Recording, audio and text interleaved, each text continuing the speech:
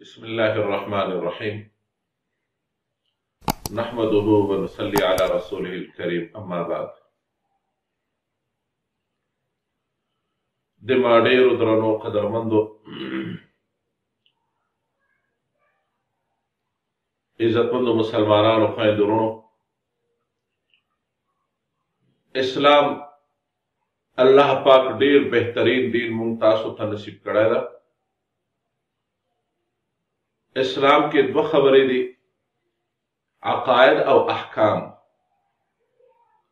لیکن عقاید دا په اسلام کې بنیادی طور باندې اهم شای ده. یو سړی څومره هم نیک تا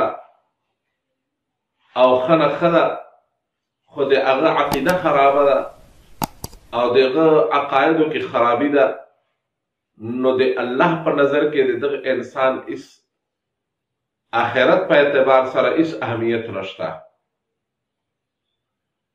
او که یو سړی ده د عقایدو په اعتبار سره ټیک تا، لیکن د احکام د الله هغه حکمونه هغې باندې د مکمل طور باندې پابندو نه ده، نو د الله د رحم نه مو دا امید ده چې انشاءالله الله به شاید د سره په آخرت کې د خیر او عافیت معامله وکړي.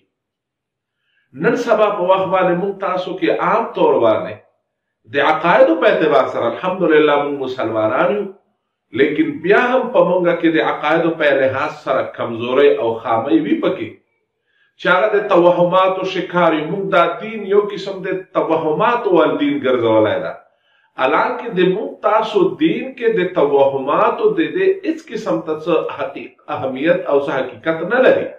موږ تاسو دین یو حقیقت ته په خپله باندې حضرت تانوی رحمت الله علیه هغه په باره کې راځي او خبره لیکي.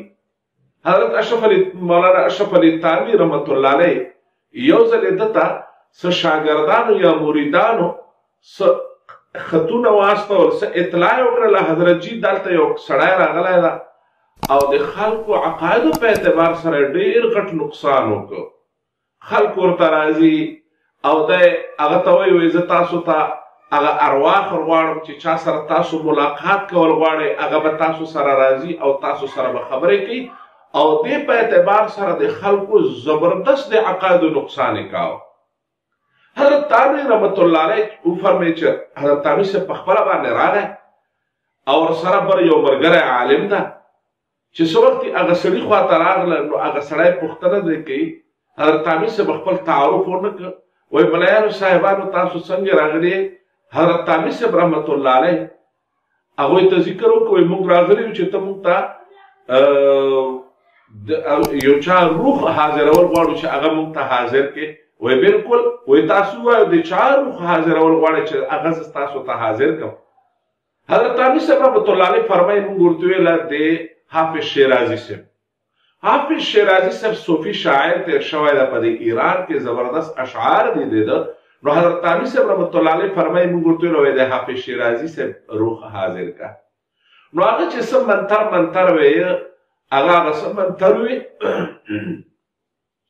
او داسې دا کټ خپه هغه اوچته شوه. نو هغه ویې حافظ شیرازي صاحب روح راغی. وایي موږ وایي چې حافظ شیرازي صاحب هغه روح ویله. وایي زه بلکل حافظ شیرازي صاحب یم. وایي تاسو څه ویل غواړئ؟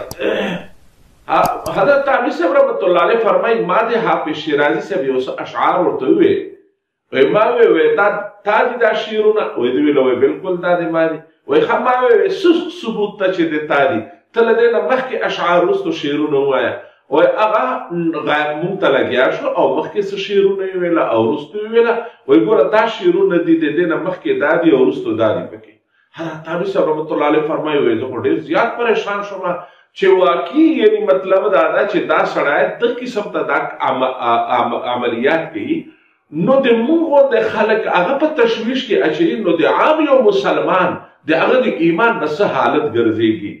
نو حضرت تانوی صاحب فرمایي وایي زه ډېر زیات پریشان شوم، ځکه چې دا خو ماته یو حقیقت سره دا خبره معلومه چې واقعتا دا خو د الله کارونه دي او دا شیونه ته داسې نشي کولی.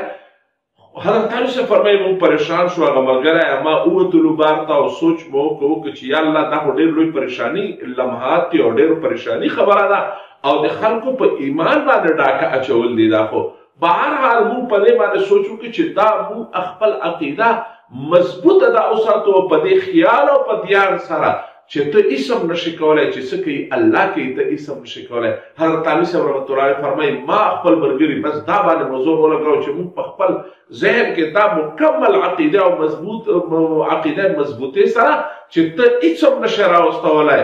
په وای کې وای موږ بیا ورته رالو وای دوی ملایانو صاحبانو تاسو بیا راوي موږ حافظ شیرازي صاحب بیا ته وروړو موږ خبره ورسره کوو.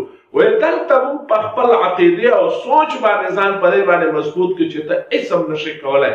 وای هغه زور ولګاو او سم منترونه ویل هغه خستړی شو خو اخر موږ ته جواب راکړ وای ملایانو صاحبانو هغه اوس زه نشم راوستولی زه نشم حاضر کولی سره. وای موږ وویل تا پلار وایي نه کي حاضر. نو ما عرض دا کوم گزارش مې دا کوم چې اصل شای عقیده ده. د معلومو موږ تاسو عقاید خپل مضبوط کو عقیده په وایي کې د موږ تاسو ډېرې خبرې داسې دي چې هغه د عقایدو کې موږ له تاسو نه نقصانات کېږي او وهمونه ورته رادرومي او قسم په توهماتو کې مبتلا یو. څوک اسم چې خوځېږي که چېرته معمولي قدره په کور کې معمولي خبره راشي یا ذاتي څه یوه خبره پېښه شي یا یوه معامله پېښه شي یا یوه بیماري پېښه شي یا څه نه څه یو داسې یو پریشاني یو صورتحال خو راشي نو موږ هغه خبرې کوم طرف یاره دا خو په ما باندې دا پلانکي سحر کړی دا پلانکي جادو کړی دا پلانکي دا کړي دي او دا هغې سره مونږ نه لګېږي او هغه خدای خبر ده هغه عجزان غریبانان د دې شعرونو نه خبر وي خبر هم نه دې طرف ته شاید سوچ هم هغې طرف ته نه وي خو چونکې مونږ دا خلک عام طور باندې په دې توهماتو او په دې شیانو کې مبتلا یي د هغې د وجې نه خپل ځان مو پریشان کړی ځان سره مو یاران دوستان هغه هم په پریشاني کې مبتلا کړي او ټول فیملی په دې شکل کې په دې پریشاني کې مبتلا وي یاره ودرېږه دا پلانکی راغی او دا پلانکی چې په ما باندې سحر نه وکړي او په ما باندې دا نه وشي او هغه نه وشي سره له دې وجې نه مونږ خلک اکثر په پریشانیو کې وي او په خپل کورنیو کې په خاندانونو کې دا پریشانیګانې جوړې وي